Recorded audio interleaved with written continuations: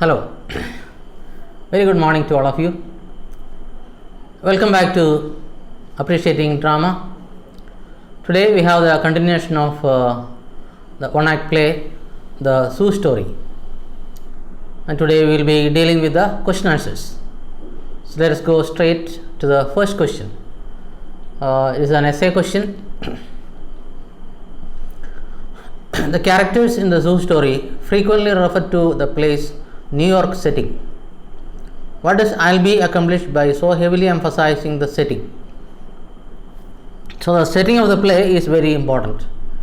And what is the playwright Albee trying to accomplish or achieve by doing that? Albee built his reputation on combining American style realist drama with the European theatre of the absurd. So he was trying to mix two types of theatres, that is realism with absurd. So there is both realistic elements as well as absurdist elements in this play. That's why in order to reflect the realistic elements, he is trying to set the play in New York City. The Zoo Story's strong sense of setting enhances the play's realism and grounds it even as it explores universal ideas about disconnection, alienation, and misunderstanding. So, by setting the story against the city of New York, he is trying to increase the realism of the play, and also it tries to explore the universal ideas of disconnection, alienation, and misunderstanding. The play is both realistic and stylized, needs this specificity to achieve that balance. So here, specificity here means that specific setting, that is the New York setting, New York City, and also the park there. It is to balance both the realistic as well as the absurd elements of the play.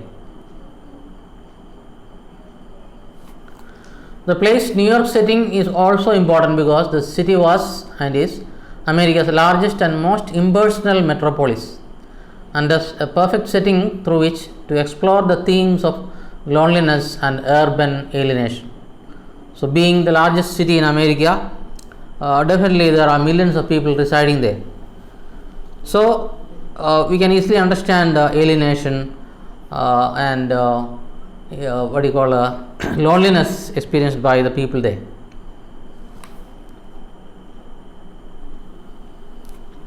Second question is, what is the symbolic significance of Jerry's death?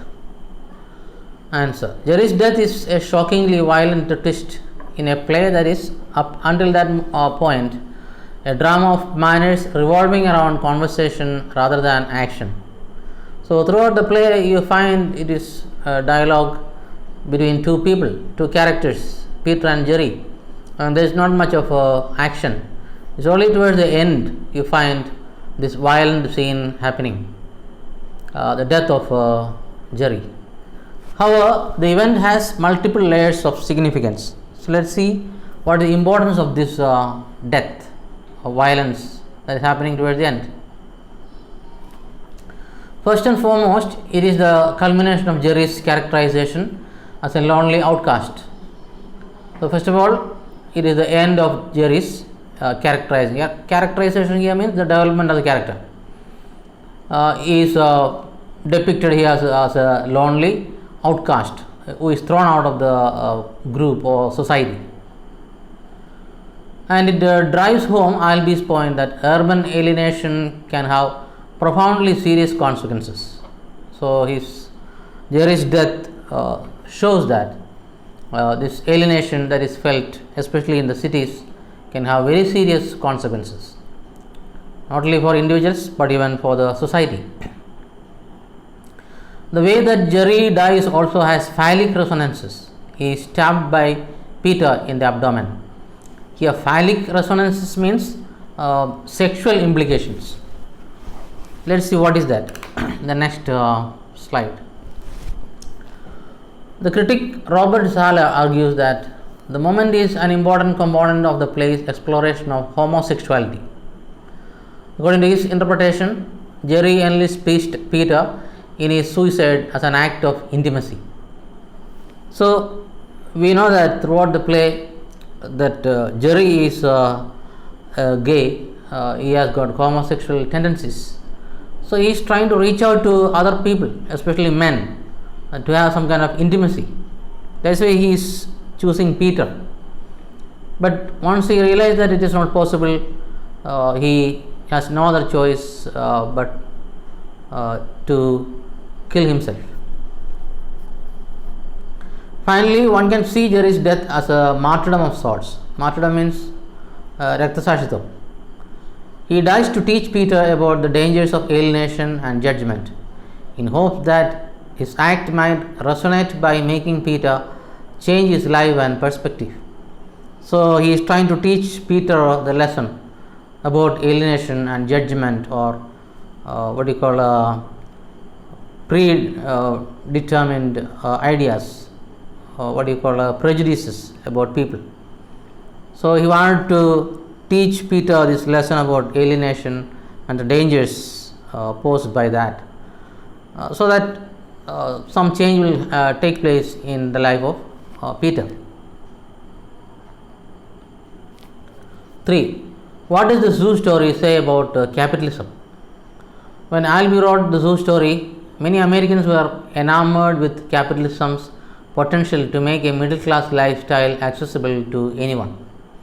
So at that time, all the people, especially in America, were all attracted towards capitalism, because they thought that is one way to become rich.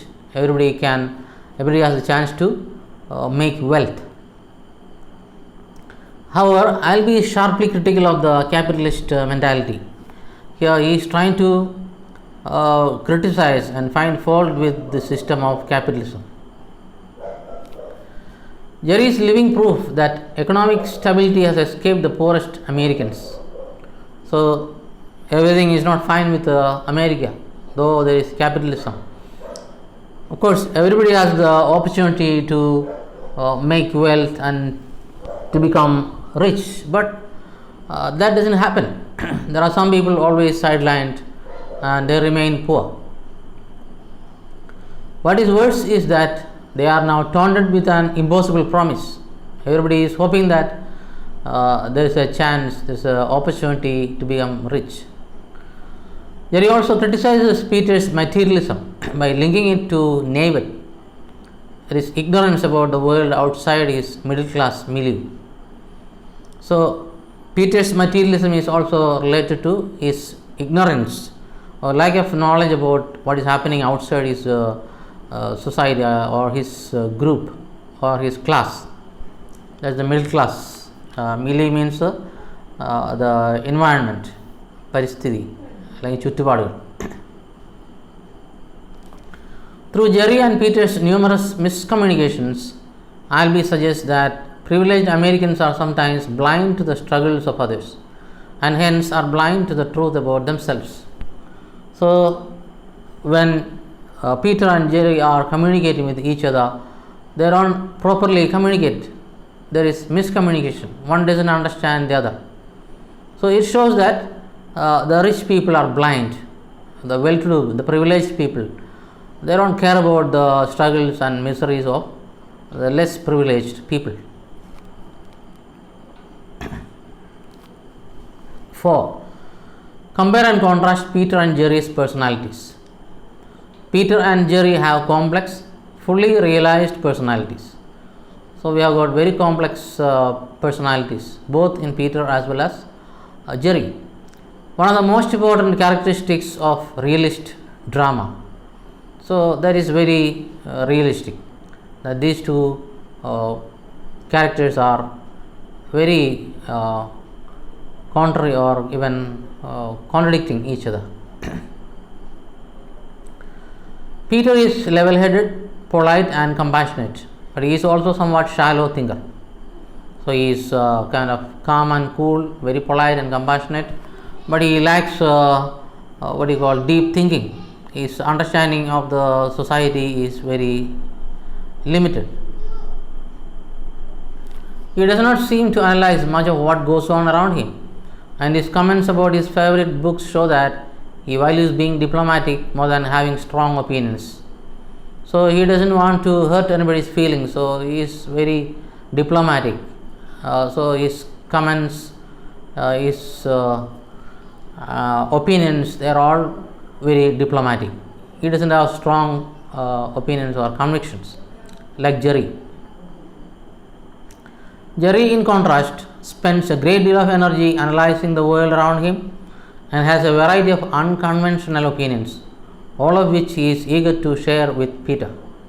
So another contradiction what we find between these two characters is that Peter is very traditional, he is very conservative, whereas Jerry is very unconventional, he is very radical. He doesn't care about the social customs or tradition and all that. Although the two men do not seem to share many personality traits, they do have certain qualities in common. So there are some qualities they share, both of them. Both seem to be unsatisfied with their home lives, so their family lives are not very happy there. Although Peter half-heartedly argues to the contrary. So of course Peter doesn't openly say that. And both seem to feel alienated and misunderstood by society. So that we find in both these characters, that they are not properly understood by the society and they feel cut off. That they ultimately define themselves by their differences rather than by these profound similarities offers a comment on the human potential for miscommunication. So we find more of differences rather than common factors in these two characters. So that shows there is definitely the possibility of miscommunication between these two characters. Not only these two characters, even among other people. Fifth question: do Peter and Jerry represent certain values or ways of thinking? Answer: although Peter and Jerry are complex, unique characters, they are also emblematic of certain values in American culture. So these two characters represent, they symbolize certain values in American culture. Peter's financial success and his conventional family life make him a living example of the American dream. So he is the well-to-do, the upper middle class person who is almost achieved the American dream of making wealth. At least on the surface, he appears to have found personal fulfillment and financial stability. So outwardly, it looks like that he has achieved financial stability and personal fulfillment and all that. When he does espouse strong opinions, espouse here means when he is actually having strong opinions, holding. Espouse means actually pasham pidikya. About bohemianism or about not expecting too much from life, he reflects a capitalist mentality. Now, what is bohemianism? Bohemianism is actually സമുദായ ആചാര ലംഘകൻ അല്ലെങ്കിൽ പാരമ്പര്യങ്ങളെ എതിർക്കുന്നതാണ്. Similar word is there in the next sentence, that is iconoclasm. That also has a similar meaning, kind of non-conformist, one who doesn't follow the social norms or the social conditions or values. Jerry, on the other hand, represents iconoclasm. He rejects many of society's expectations of American men. So he is almost like a rebel. He is again a non-conformist who doesn't follow the social rituals or social values or principles. So he has no wife or children, he does not hold a job, and he has even experimented with homosexuality. So this shows that he is breaking all the social conventions. He doesn't believe in family, he doesn't even have a job, and he is a gay. He is highly critical of certain parts of American life. For example, he does not see how having a family like Peter's could be fulfilling. So, he doesn't believe in having a family. Therefore, the characters work both as individuals and as symbols of two sides of a culture clash. So, these two contradicting characters are really symbolic of two sides of or two types of society or two types of classes.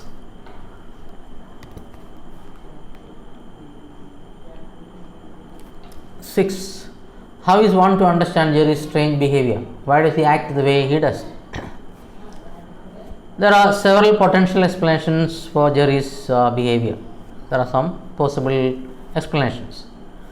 First of all, he freely admits to being socially isolated, and many of his actions seem to be driven by loneliness and a desperate need for human connection.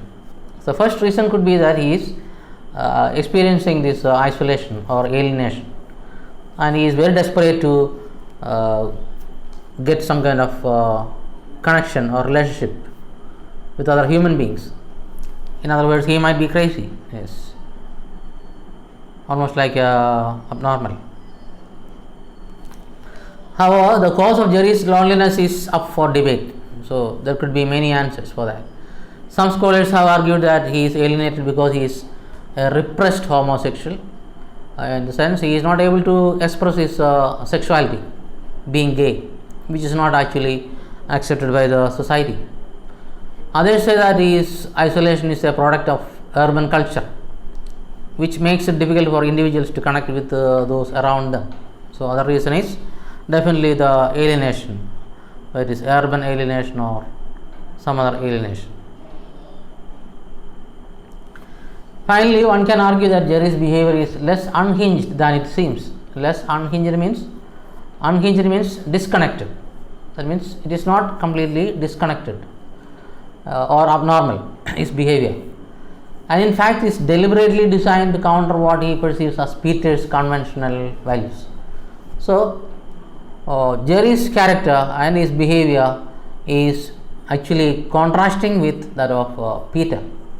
He is definitely going against whatever Peter is believing in, all the values that Peter is holding as dear to him, that is conventional or traditional values.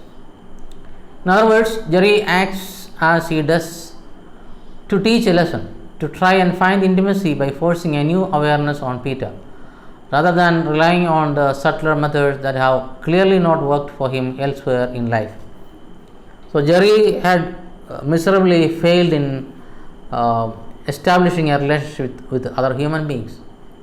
Other ways he tried and he failed. That's why he is trying a new method, new way of contacting with Peter, which definitely ends in a tragedy. 7. Jerry never gets around to telling Peter the titular Sue story. Why is that? Titular Sue story means the title of the story is Sue story. That's why titular means. So, why is that Jerry is not able to tell that story? Jerry's story about the zoo is an example of a MacGuffin. A MacGuffin is a plot device where characters seek to complete a goal or find an object but never achieve it. Instead, the story focuses on their journey to achieve the goal. So, that MacGuffin's plot means where the characters are on a mission or to reach a goal or to find some object, but they never achieve it. It is only their attempt, their focus, their journey towards that goal. So, similar to that, we find the goal here is definitely the story, the Sue story which he wants to tell. Jerry makes several attempts to tell Peter what happened at the zoo, but each time he becomes distracted and instead launches into a different story. So, many times he wants to tell the story, but he is distracted and tells something else. Albie's failure to tell us the Sue story has several important consequences. Why is that the playwright trying to stop that story? Firstly, it drives home the tragedy of Jerry's death. So, the story that he wants to tell is not actually very relevant in this connection. Just like Jerry's death, which is more important. So the ultimate aim was the death of Jerry, not his story. Although he died by suicide, his life was still incomplete.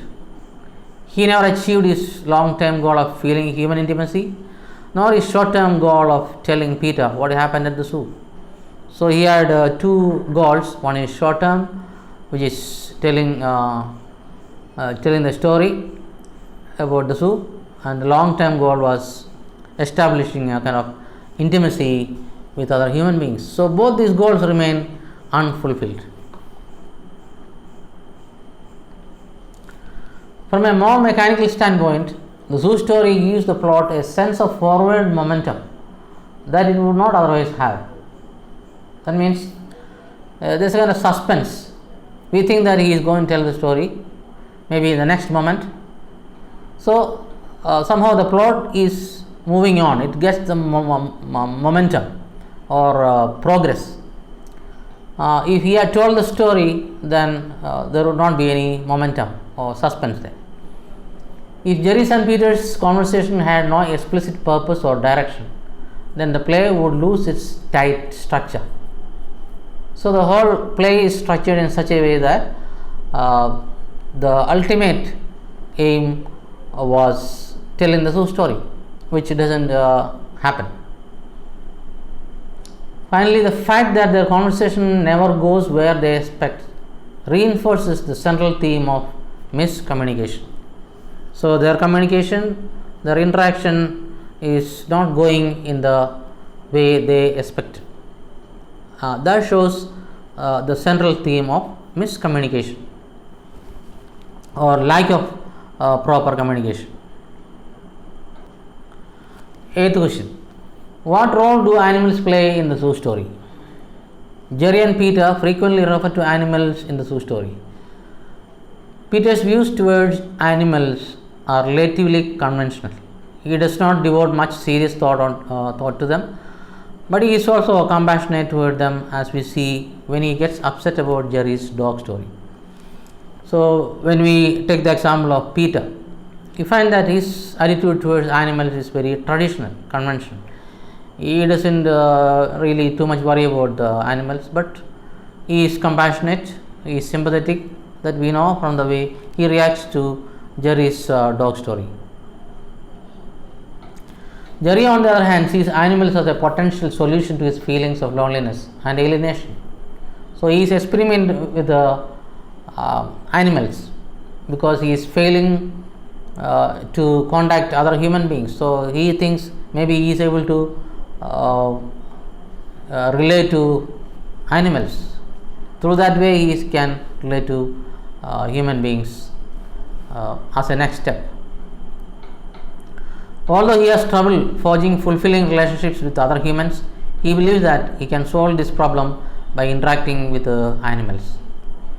So he is not able to make fulfilling or satisfactory relationship with the human beings. So he thinks that he can solve that problem by interacting with animals. For Jerry, they are a stepping stone to learning how to get along in the world.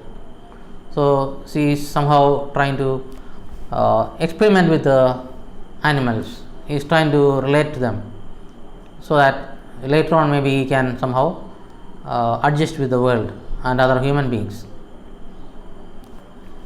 What helps to elucidate their different attitude towards women is the suggestion that we are all of us animalistic beneath our civilized facades. So when it comes to relationship with the women, it is suggested that behind our mask and all that, the so-called civilized mask that we all wear, but beneath or within every human being there is a kind of animal or a brute. There is a brute within every person. That is what is shown here. Peter wants animals which are driven by instinct to be separate from himself. So somehow Peter doesn't want to show that instinct of animals within him. He wants to keep it away. He doesn't have anything to do with the animals. Jerry believes they are expressions of ourselves. So, according to Jerry, this animal behavior is again part of human beings. From this vantage means outlook point, or the way we look at. Jerry's ultimate lesson, in which he forces Peter to engage in violence, is about exhibiting the human potential for impulsive animal behavior. So, from this viewpoint, Jerry's ultimate lesson is that we have this potential, or the possible animal behavior, which is impulsive, which is part of our impulse or instinct. So, this is the lesson that he is trying to teach Peter, that within every human being there is an animal which can come out at any time. So, with that we come to the end of this lesson. Thank you and have a nice day.